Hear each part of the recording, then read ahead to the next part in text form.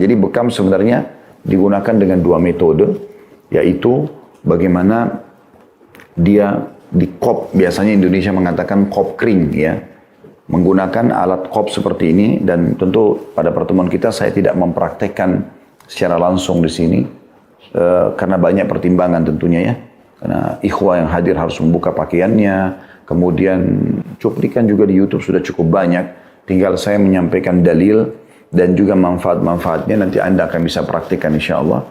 Kalau saya pribadi memang saya sudah mengajarkan ke istri saya titik-titiknya di mana yang dia harus letakkan, maka dia akan melakukan bekam itu. Jadi dengan memasukkan kop seperti ini, lalu kita bekam atau bahasa Arabnya hijamah adalah mengeluarkan darah kotor dari badan. Di zaman dulu sangat tradisional tentu caranya, dan saya sempat mendapatkan itu di kota Madinah pada awal kami pergi ke sana di tahun 1990-an ya. Masih belum ada terlalu banyak kop yang seperti ini biasanya yang digunakan di zaman sekarang dengan alat isapnya ya.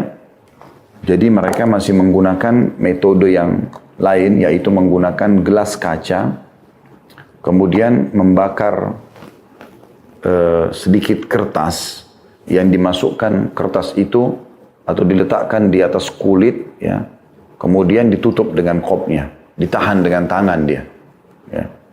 Dibiarkan sampai nanti tentu apinya akan padam, tapi suhu panas itu rupanya menarik kulit ya. Seperti itu yang saya pernah lihat. Setelah itu dibuka gelas tersebut, lalu kemudian disayap lah ya, digunakan pisau kecil atau silet kecil ya, yang steril tentunya, lalu disentuhkan di kulit dengan sangat halus, dibuat titik, lalu kemudian dikop kembali ya, untuk dikeluarkan darahnya. Jadi bekam sebenarnya digunakan dengan dua metode, yaitu bagaimana dia dikop, biasanya Indonesia mengatakan kop kering ya, menggunakan alat kop seperti ini. Dan tentu pada pertemuan kita saya tidak mempraktekkan secara langsung di sini karena banyak pertimbangan tentunya ya, karena ikhwah yang hadir harus membuka pakaiannya, kemudian cuplikan juga di YouTube sudah cukup banyak, tinggal saya menyampaikan dalil dan juga manfaat-manfaatnya, nanti Anda akan bisa praktikkan insya Allah. Kalau saya pribadi memang saya sudah mengajarkan ke istri saya titik-titiknya di mana yang dia harus letakkan, maka dia akan melakukan bekam itu. Jadi dengan memasukkan kop seperti ini, lalu kita memompanya di titik-titik tertentu, nanti akan Anda lihat di layar insya Allah titik-titik yang saya tekankan agar Anda lakukan ya. Kurang lebih ada 10 titik dasar, tapi bisa juga kalau Anda ingin tambahkan untuk seluruh tubuh ya.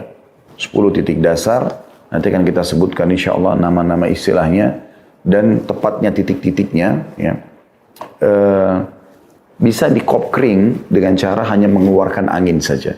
Kalau Anda masuk angin, Anda bisa letakkan kop-kop ini di tubuh Anda, terutama bagian belakang, kemudian dikop, dibiarkan beberapa saat. Kalau saran saya sih minimal dia 1 menit, ya minimal 60 detik. Dan dia bisa lebih daripada itu, antara 1 sampai 3 menit ya. Anda biarkan kop itu supaya maksimal menarik ya apa yang ada di situ, kemudian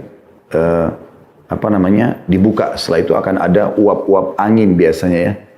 Dan ini cara yang lebih efektif dibandingkan Anda menggunakan kerokan ya, karena ini akan lebih baik, dia memang murni keluar dari pori-pori ya, dan tidak perlu merusak kulit kalau kop kering ya. Nah, kalau kop basah, dan ini yang dianjurkan sunnah Nabi SAW adalah kop basah. Kop basah artinya Anda mengop ya dengan pompa seperti ini, dikop sampai dibiarkan 1-3 menit tadi, kemudian setelah daerah kulit bagian dalam kita, dalam kop ini, misal seperti ini diletakkan, kemudian dia sudah menarik ya, itu di sekitarnya sudah terlihat perubahan warna biasanya.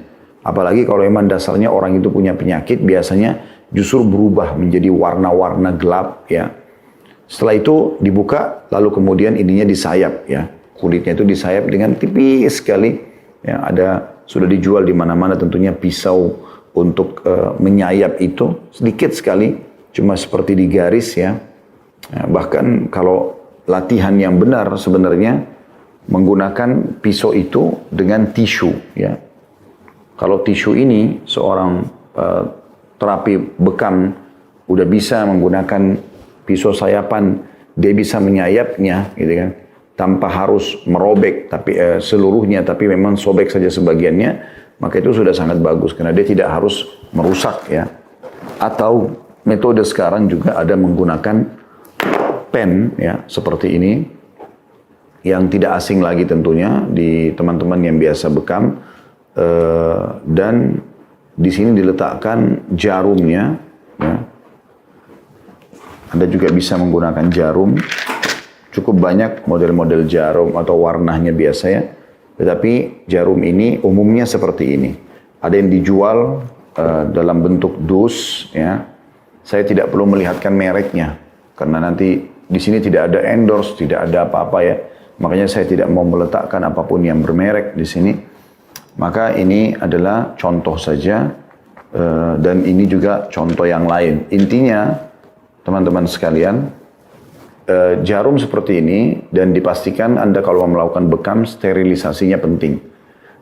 Anda menggunakan kaos tangan yang steril, dan ini dibuka bagian atasnya, ya, sehingga yang bulatnya terlepas, dan terlihat jarumnya, dan Anda pasang di sini, ya. Bismillah. Setelah itu Anda tutup, ya, pulpen ini, topen ini, insya Allah, dan ini sudah siap untuk dipakai. Ini kalau diletakkan di sekitar kulit seperti ini, maka dia akan membuat lubang-lubang kecil, dibuat mengelilingi tempat atau kepala kop ini, ya, bagian ini, dibuat keliling sampai memang sudah memenuhi lokasi itu, baru kemudian Anda kop yang kedua kalinya dengan niat, ya, pada saat itu insya Allah untuk menjalankan sunnah Nabi SAW, dan nanti akan keluar darah. Tentu jangan lupa selalu membaca basmalah.